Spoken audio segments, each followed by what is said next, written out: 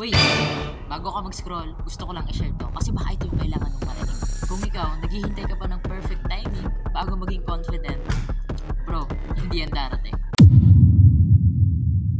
Hi, I'm White Jelmar nga pala and let's talk about confidence. Isa sa mga natutunan ko sa mentor ko, Sir MJ Lopez, na confidence is not something na bigla na lang magkakaroon ka. It's something you build. Ikaw mismo yung bubuo every single day. Kaya ako ginawa tong video na to para ma-remind tayo na kaya pang baguhin. Na hindi mo kailangan maging the best. Kailangan mo lang simulan. In one small step, in one healthy habit, in one decision, napipiliin mo naman yung sarili mo. Dati sobrang baba ng confidence ko. Lagi akong takot magkamali. Takot magsalita. At sobrang takot sumubok. Pero na-realize ko na kung hindi ako gagalaw, walang magbabago. And nung naging part ako ni WE, or ni Worldwide Entrepreneurs, doon ko nakita na kaya ko pala.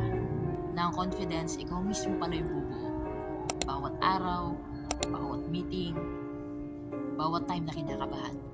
Pero kahit na kinakabahan, natatakot, nagdududa sa sarili, tinuloy ko pa rin. And dahil doon, mas nagtiwala na ako sa sarili ko na kaya ko pala.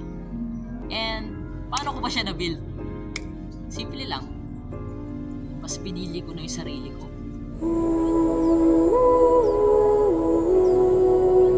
Hop, hop! Pinili ko mag-try kahit natatakot ako. Kasi doon siya magsisimula eh. Basta sinubukan mo.